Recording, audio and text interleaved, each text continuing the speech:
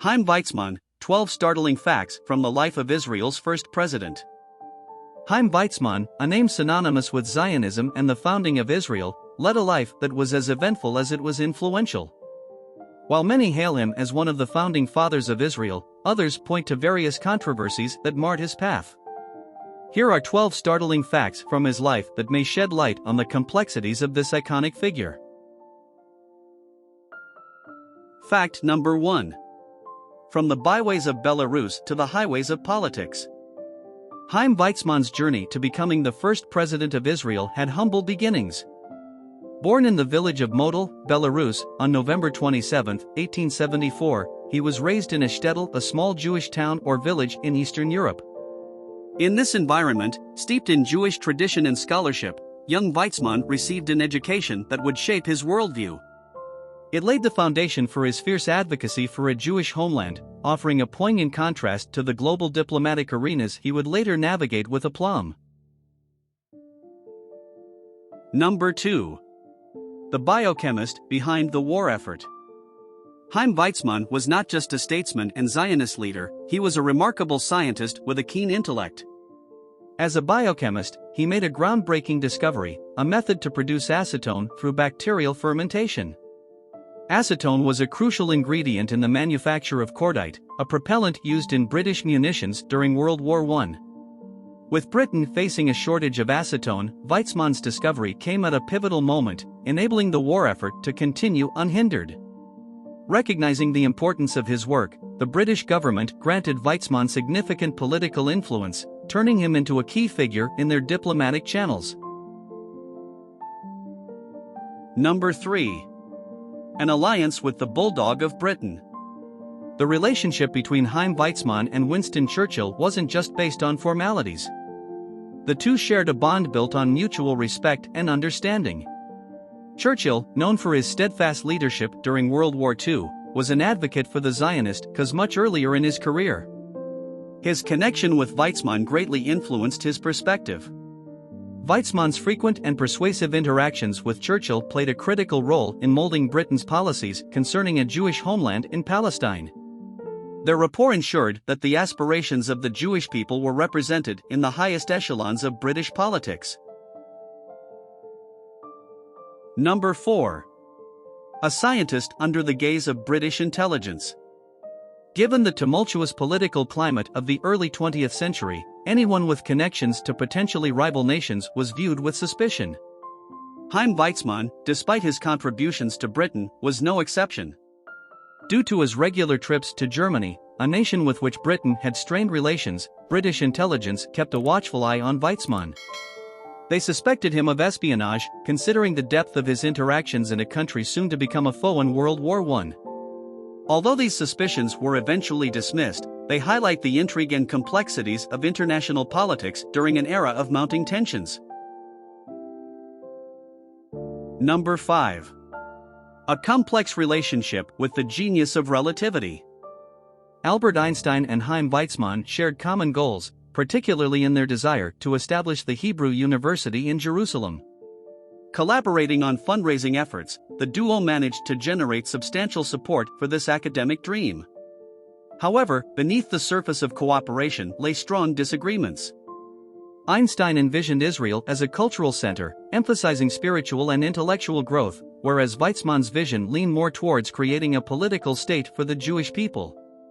These divergent ideologies occasionally caused friction, with their correspondence reflecting passionate debates about Israel's future direction. Number 6. The East African Alternative, Weizmann's firm refusal. In the early 1900s, the British colonial secretary, Joseph Chamberlain, proposed an idea to Theodore Herzl, establishing a Jewish homeland in East Africa, specifically in the Uganda region. This Uganda scheme was seen by some as a practical solution to the increasing anti-Semitism in Europe. However, Weizmann, understanding the profound spiritual and historical connection of the Jewish people to the land of Palestine, vehemently opposed the idea. He believed that only Palestine, with its deep-rooted Jewish heritage and significance, could serve as the rightful homeland for the Jewish diaspora. His firm stance played a pivotal role in ensuring that the Zionist movement remained focused on its original objective, establishing a home in Palestine. Number 7. The ceremonial head with a visionary heart. The establishment of the State of Israel in 1948 brought with it the need for a figurehead to represent the nascent nation. Chaim Weizmann was the natural choice for Israel's first president, a role that was largely symbolic and ceremonial. But for Weizmann, a man accustomed to being at the center of political strategy and decision-making, the position was a departure from his active role in nation-building.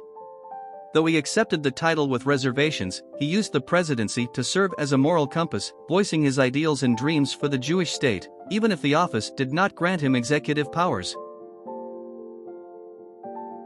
Number 8. The soul of Israel, Jerusalem's central role. For Weizmann, Jerusalem wasn't just a city, it was the pulsating heart of the Jewish identity.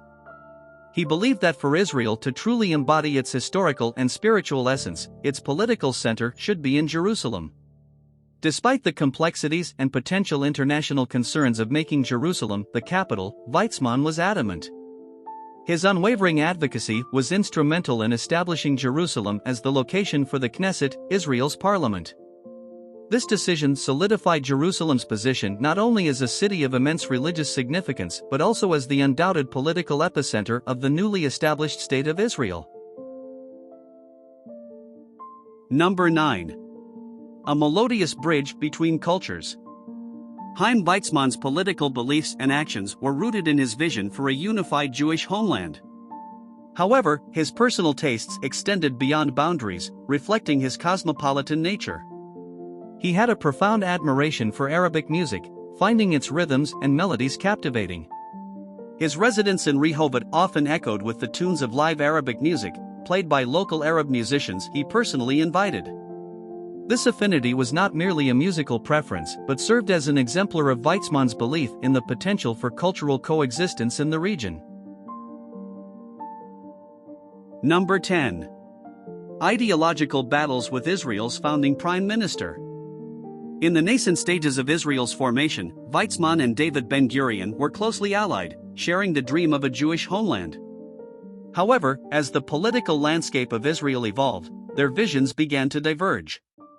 Ben-Gurion, a pragmatist, focused on the immediate needs of state building, emphasizing security and infrastructure. Weizmann, on the other hand, upheld the broader vision of a Jewish homeland that would serve as a beacon of moral and ethical values. Their disagreements, at times public and acrimonious, highlighted the challenges of establishing a new nation, where diverse ideologies clashed and jostled for prominence. Number 11. A global ambassador for Zionism. Understanding the importance of international backing for the Zionist cause, Weizmann embarked on extensive diplomatic journeys. From the corridors of power in Washington, D.C. to meetings in Moscow, he endeavored to garner support for a Jewish state. His interactions ranged from face-to-face meetings with U.S. presidents like Truman and influential figures like Felix Frankfurter, to dialogues with Soviet officials, navigating the complex geopolitical dynamics of the Cold War era. Through his efforts, Weizmann played an instrumental role in ensuring that the concept of a Jewish homeland transitioned from an ideological dream to an internationally recognized reality. Number 12. Navigating the tumultuous waters of the Arab Revolt. The period from 1936 to 1939 was one of heightened tension in Palestine.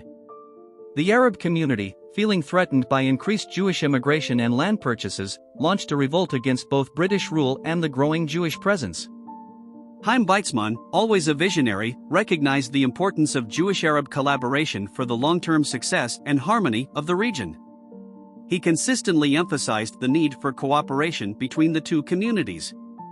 Yet, understanding the dire situation of Jews fleeing persecution in Europe, he simultaneously argued in favor of uninterrupted Jewish immigration to Palestine. Balancing these seemingly contrasting stances showcased Weizmann's diplomatic finesse and his unwavering commitment to the Zionist cause.